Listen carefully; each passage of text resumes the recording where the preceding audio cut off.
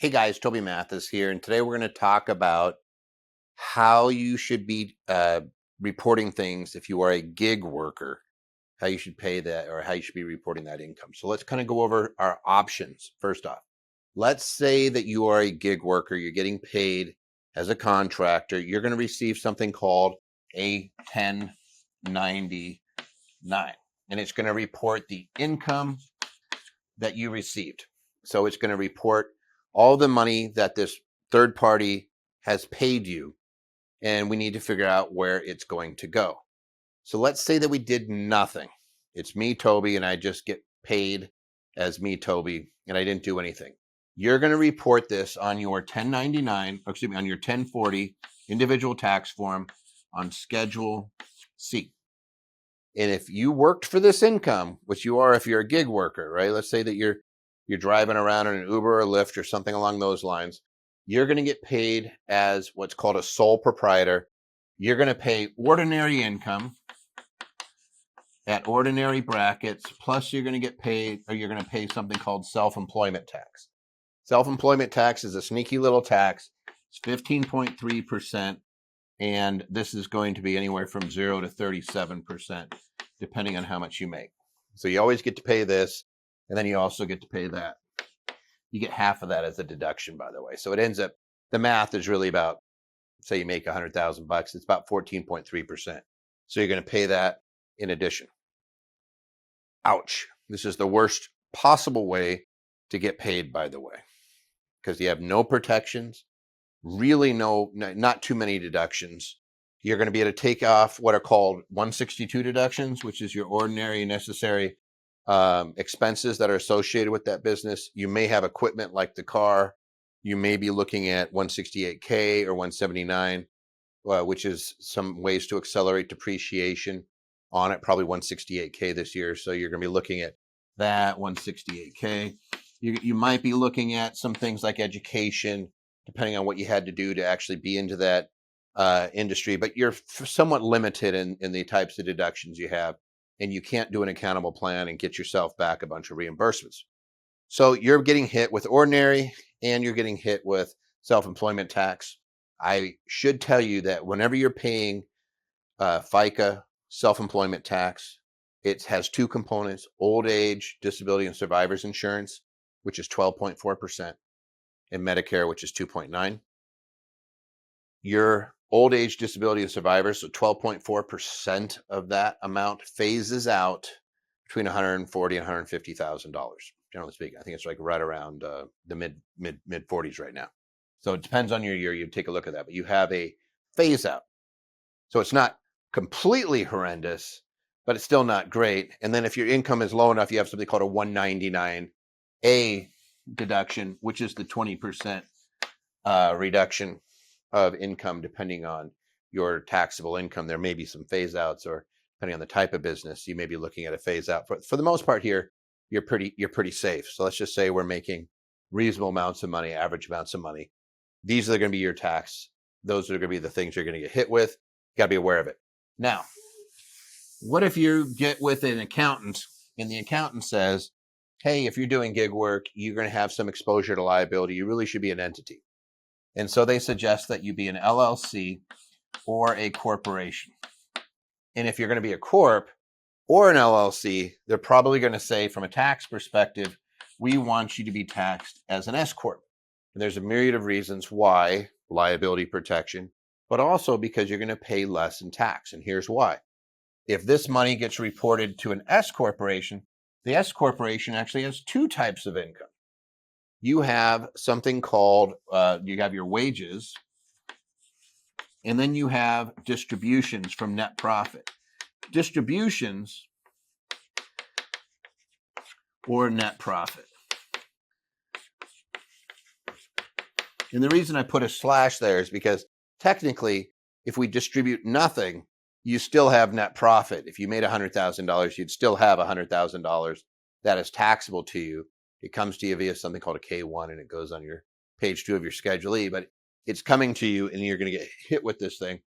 At some point, you're going to have to recognize the net profit, because S corporations do not pay tax. They do not pay their own taxes. They pass it down to the shareholders, In the case if it's an LLC, taxed as an S corp to its members.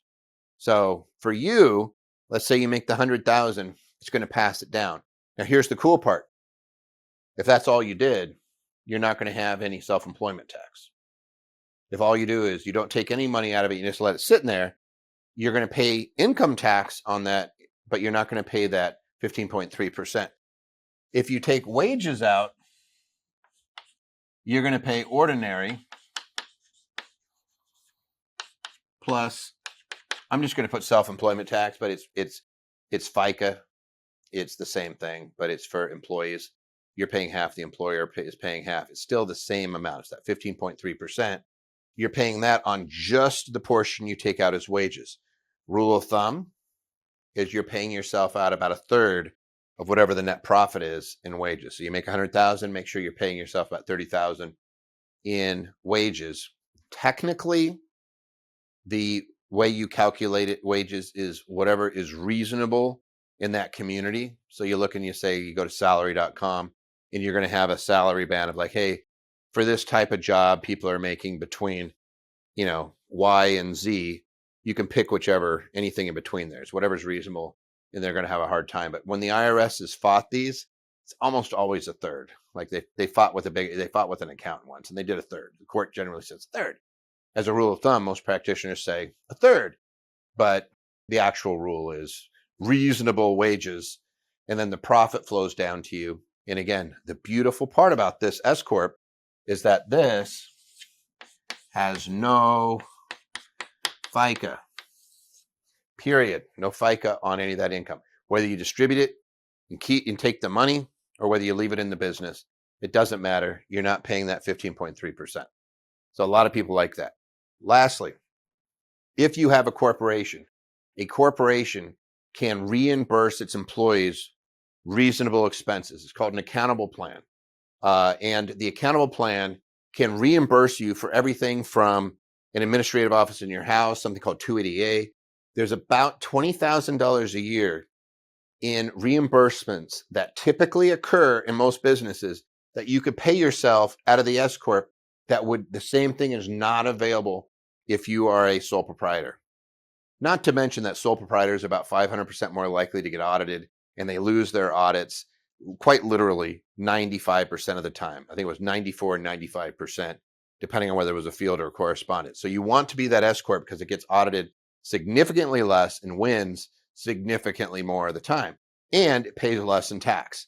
That's why we like it. So that's the S corp. Now, you also have the option when you're getting paid is you could be taxed as a C corp or as an LLC, taxed as a C corp. Remember, the LLC is a vehicle that's created under state law, and then you have to tell the IRS how you want it to be taxed. So it's going to be, hey, if I have an LLC, it could be sole proprietorship, it could be a partnership, it could be an S corp, it could be a C corp, it could be whatever I want it to be. If I set up an LLC and want it to be taxed as a C corp, it's the same thing as if I ran as a C corp. In this particular case, you have two levels of taxation. You have the corporate level, which is a flat 21% on its profit. And then you have the U portion, which you're either going to have wages or you're going to have dividends. And this is why it's cool. Wages are just ordinary income, still subject to the FICA rules, right? They're still subject to, when I receive wages, I'm going to pay the Social Security on just that portion. But if the corporation, after it pays this 21%, has profit, so let's say it makes $100,000, has $79,000 in profit. If it pays out that $79,000, I get taxed at my long-term capital gain rates, which is 0, 15, or 20%. So this is why they call it double taxation. I paid at the 21%, and then whatever that amount is, I pay another 0, 15, or 20%. So if you're in a really low tax bracket, if you're married filing jointly below $80,800 this year, you'd be at 0. Most people are going to be in that 15%. So you look at it and you say, you can't just add them straight up. When you actually do the math on it, it's going to be somewhere in the 30 percentiles. If you're in the top bracket, it's going to be right around 36, 37%. which is about the same as if you just took it out. So it's not like it's a gut punch, but you could be paying a couple percent more if you're in a lower income bracket, and it just so happens the way you have it set up. Now, but the reason people do C Corps is because they can reimburse 100% of your medical, dental, and vision expenses. So if you're somebody and you're caring for somebody, or you're caring for somebody that has high medical expenses, the C Corp becomes a fancy way of getting money out tax-free. You can actually deduct it. So let's say you made $100,000, but you have medical expenses every year between you and your dependents of $35,000, $40,000. The C Corp becomes your friend because it's able to give you that as a tax-free fringe benefit, which is what we like. If we can get some tax benefits out of this puppy. Plus, you can do the accountable plan. You can still do the administrative office in the house, which gives you a much larger deduction than the home office. There's other videos that go over this stuff and it could explain it to you. Plus, I can reimburse other expenses like equipment, my cell phone, things like that. I don't have to cut it between business and personal. The corporation can always just reimburse it. That's whether it's an S or a C. So you may be asking yourself, all right, I'm a gig worker. What I want to do is continue to make money. I don't want these headaches. Which one is best for me? And here's the answer. It depends on your facts and circumstances. It's very easy to answer once you know a few facts. And so I would suggest that you get with somebody like in our firm that knows the rules so they could say, oh, yeah, for you, this is going to save you $10,000. So for example, if I was choosing, let's say I made $100,000 in my gig work and I had to choose between a sole proprietor, a S Corp, and a C Corp, the analysis would look like this. If I am a sole proprietor, I look at everything that I could possibly deduct. Let's say it's $100,000 that's hitting me. It's going to be taxed as ordinary income. Plus, it's going to be taxed at Social Security, my self-employment tax. So I'm looking at that going, okay, it's going to be X percent, depending on what my other income is. Let's just say it's 100,000. I might be 24%, something like that. And I'm going to pay the 15.3%, and I get to deduct half of that. So it's the actual math is about 14%.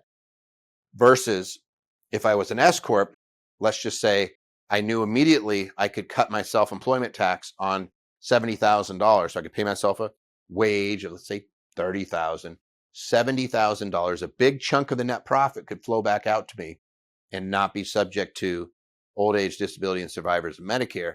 I could save myself $9,000 or $10,000 a year. That's a pretty big one. Before we even look at reimbursements and other benefits that we could possibly get, that's a pretty significant difference that would push us right to the S Corp. Plus, it gets audited less. It has more deductions, wins its audits more. It gives me the ability to immediately dump a bunch of money into retirement plans. Actually, you could do that with your sole proprietor too. But it's a much cleaner vehicle. And then I would weigh it against that C Corp. And I would say, oh, but if I ran it as a C Corp, here's the good and the bad and the ugly. Let's say that you were in the highest tax bracket. Let's say you had a really high performing spouse and you were saying, wow, I have this extra $100,000 come in. You may want to just leave it in the C Corp. It's taxed at 21%. I don't have to dink around with any self-employment tax or anything. I just let it be taxed as a corporation. I keep it in there because I want to grow that business over time. Maybe that would work. It always depends on your situation. So I know everybody says, what's the best way to be structured as a gig worker? I can pretty much tell you as an LLC. It isolates your liability. But how it's going to be taxed, whether it be sole proprietor, and again, assuming this is a one-person business, you're limited to sole proprietor, S Corp, C Corp. It always depends on the numbers. You get that little pencil out and you sharpen it and you start doing the numbers, or you have somebody like me look at it and do the calculations for you. It doesn't take that much time. All right, guys, if you have questions, leave them in the comments. If you want us to hit certain topics, by all means, put them in that comment area, and then please like and subscribe. And more importantly, if you know anybody that would benefit from this information, like we always have those friends where you're like, no matter what you do, no matter what you talk about, they know it all, and they're doing something that's hurting themselves, or they have some sort of scoundrel that's telling them not to report anything, and that they're doing some things that might even be borderline illegal.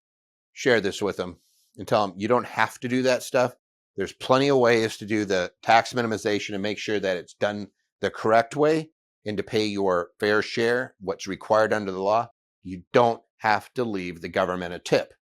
But if you know anybody that could benefit from it, please share it as well. Thanks, guys.